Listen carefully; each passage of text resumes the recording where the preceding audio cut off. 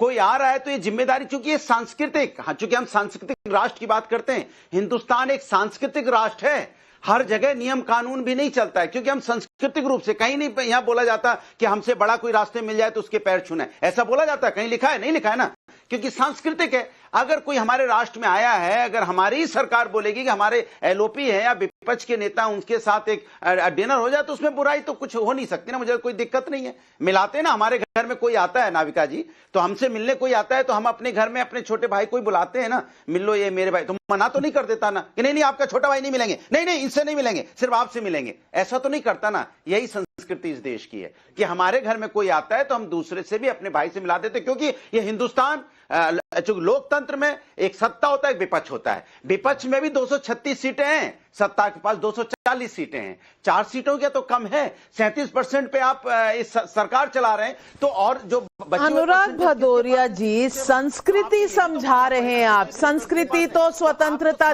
दिवस, गणतंत्र दिवस, चीफ जस्टिस के समय तब भी होती है, तब तो सांस्कृतिक अपनी ड्यूटीज याद नहीं आती राहुल गांधी को। लेकिन इसके अलावा मैं बताऊं किस तरह से वो संस्कृति दिखाई कांग्रेस पार्टी ने, चाय वाला दिखाकर। वो संस्कृति वाले आज संस्कृति की बात कर रहे हैं। सिद्धार्थ यादव जी, मुझे तो बहुत ही अटपटा लग रहा है कि ये कौन सी संस्कृति की बात कर रहे हैं। की बात करते हैं, लोकतंत्र की बात करते हैं, लोकतंत्र मजबूत होने की बात करते हैं। नाविका जी, इन लोगों की संस्कृति क्या है ये तो पूरा देश जानता है, पर अभी अनुराग भदौरिया जी एक बात कह रहे थे, उनकी बात का मैं उत्तर दे देता हूं। उन्होंने कहा कोई घर में आता है तो जो घर का छोटा होता है हम उसको भी मिलवाते हैं, पर अगर घर में कोई छोटा ऐसा हो कि कोई भी आ जाए वो कोने में ऐसे खड़ा रहे और वो किसी को मिले नहीं, वो मुंह फुलाकर बैठा रहे और जोर जोर से पैर पटक करके रोने लग जाए और अतिथि ही कह दे कि मुझको नहीं मिलना, तो आप उसका क्या करेंगे?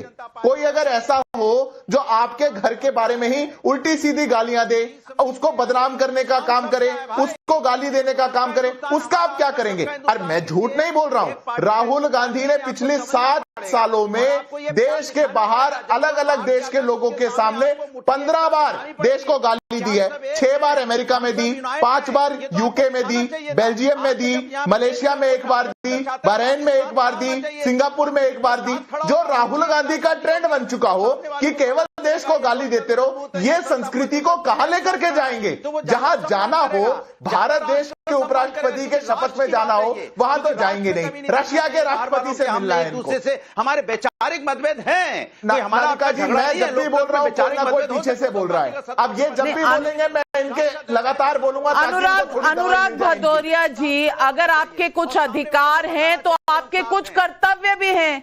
कर्तव्य आपको याद नहीं रहते, अधिकारों का गाना बजाना इतना चलता है। और मैं ये सवाल सोमनाथ भारती जी से पूछना चाहती हूँ। आज सोमनाथ भारती जी, आप एक कानून के विशेषज्ञ हैं, आप एक लॉयर हैं, आप एक सीनियर एडवोकेट हैं। मैं आपसे पूछना चाहती हूँ, देश हित में सोचिएगा, आज पार्टी और राजनीति से थोड़ा हटके मुझे ये बताइए, और एकदम कायदे, लॉजिक और ड्यूटी वर्सेस राइट की बात कर रही हूं। अगर आप अपने हक मानते हैं, आपके हक हैं, हर नागरिक के हक हैं, नेता प्रतिपक्ष के भी बहुत से हक हैं, लेकिन उनके कुछ फर्ज भी तो हैं। फर्ज निभाने में राहुल गांधी कहां रहते हैं? ये सवाल क्या जायज सवाल नहीं है? और दूसरी बात, ये कहना कि सरकार इनसिक्योर है इसीलिए नहीं मिलाया, अरे भाई फिर 1 साल में 5 बार क्यों मिलाया? ये भी तो एक सवाल है।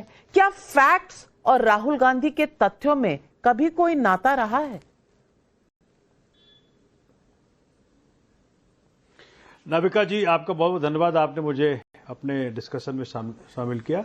देखिए, मैं यह बात बहुत गंभीरता और जिम्मेदारी से कहना चाहता हूं। राहुल जी के पुतिन साहब से मिलने से भारत को क्या फायदा हो जाएगा मुझे समझ में नहीं आता, लेकिन जो बात है, मतलब मैं सुन रहा था राहुल जी का जो स्टेटमेंट है कि I want to put some other perspective before Putin. So ये बात तो ठीक नहीं है। कौन सा पर्सपेक्टिव आप रखना चाहते हैं पुतिन जी के आगे? भाई, इस देश के अंदर की समस्याएं, इस देश के अंदर की समस्याओं का समाधान क्या पुतिन से आएगा? आप अगर भारत के जो जो फायदे हैं या भारत की जो मुसीबतों का समाधान है वो तो अपने देश के अंदर से आएगा, तो बाहर के लोगों से हम क्या बात कर रहे हैं? अदर पर्सपेक्टिव का मतलब क्या हुआ, मैं जानना चाहूंगा जो हमारे कांग्रेस आती है। लेकिन मुद्दा इस बात का नहीं है कि राहुल अगर पुतिन से मिल लेंगे तो पता नहीं क्या समाधान आ जाएगा, भारत का कौन सा समस्या का समाधान आ जाएगा, या कौन सी बड़ी बात हो जाएगी, अब हमारा फॉरेन पॉलिसी क्या चेंज हो जाएगा। बात इस बात की है नाविका जी कि 1977 का जो एक्ट है, जो लीडर अपोजिशन का एक्ट है, वो बताता है कि लीडर अपोजिशन का एक एक इंस्टीट्यूशन है, एक संस्था है, जैसे कोर्ट है, जैसे सीएम का पद है, जैसे प्रधानमंत्री का पद है, तो एक संस्था है। तो इस संस्था के रिस्पेक्ट की बात है बेसिकली। मैं हमेशा ही देख पाता हूं कि माननीय मोदी जी हो या Bharatiya Janata party in general हो, संस्थाओं को, मुझे याद है भगवंत मान साहब का फॉरेन जाना कई बार कैंसिल करवा दिया इन्होंने। अरविंद केजरीवाल जी सिंगापुर जा रहे थे पर्सपेक्टिव रखने दिल्ली के गवर्नेंस मॉडल का, उसको नहीं होने दिया। तो संस्थाओं का, इंस्टीट्यूशंस का, डेमोक्रेसी का आदर ना करते हैं, इस बात को तो मानता हूं। मैं इस बात को ही मानता हूं कि राहुल जी के नाम मिलने से कोई बड़ी नुकसान नहीं हो जाएगा, क्योंकि वो पता नहीं किस प्रकार की बातें कर जाते हैं जब ओपनली कह रहे हैं कि जी पता नहीं मैं अदर पर्सपेक्टिव रखना चाहता हूं। तीसरी बात मैं कहना चाहता हूं, देखिए आज भारत, रशिया और अमेरिका दो शक्तियां हैं। जवाब दे दूं। उन शक्तियों के बीच में एक सामंजस्य स्थापित करना चाहता है।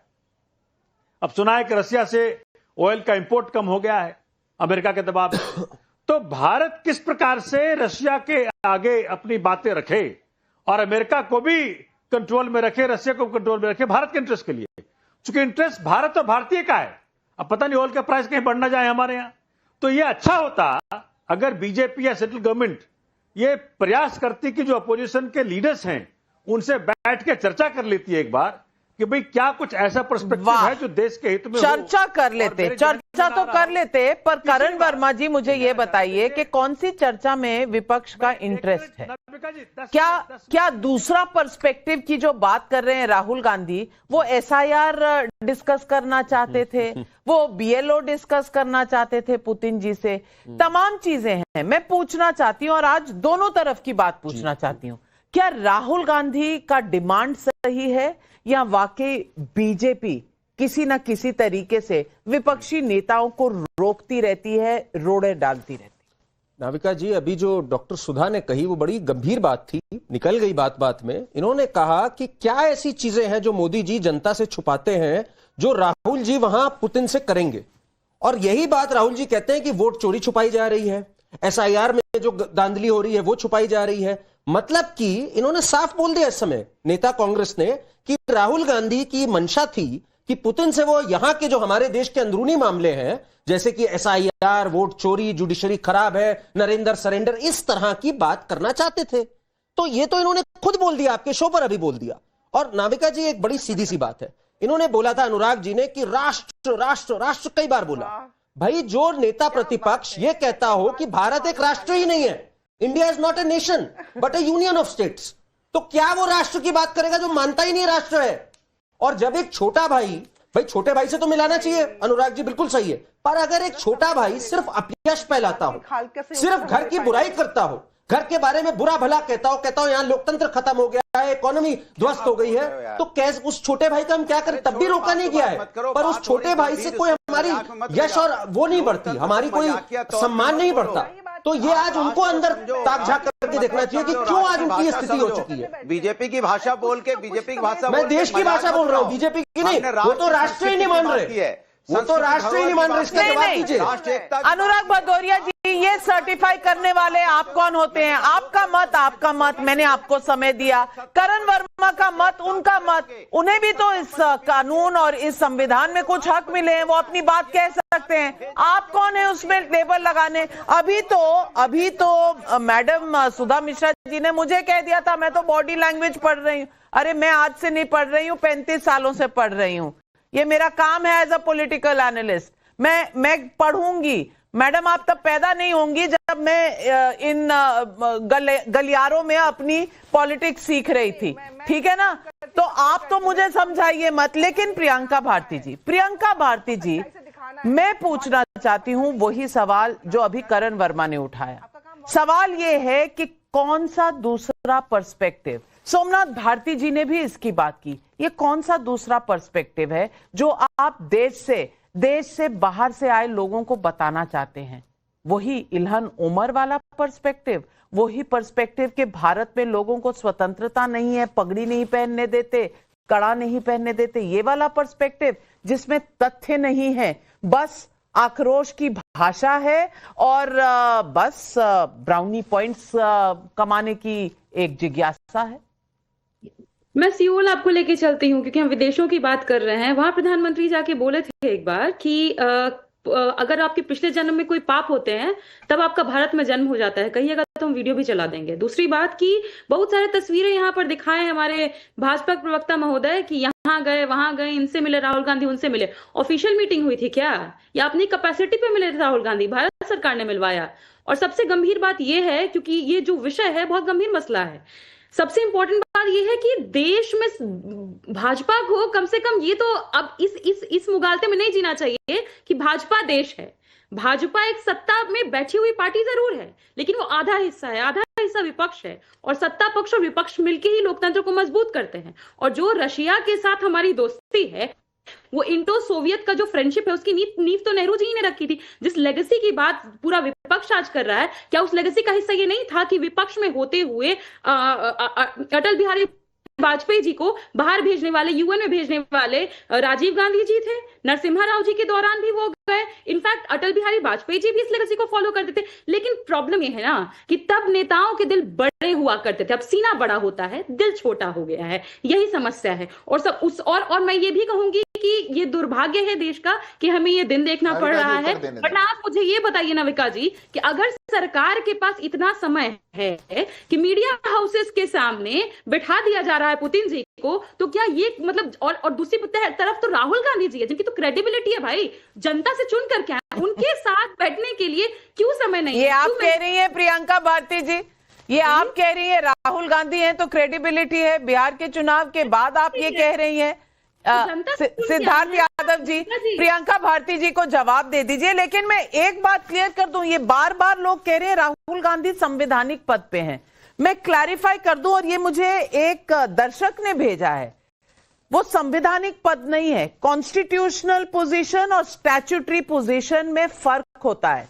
कॉन्स्टिट्यूशनल पोजीशन वो होती है जो संविधान में लिखी होती है, स्टैट्यूटरी वो पोजीशन होती है जो पार्लियामेंट के एक्ट से आती है।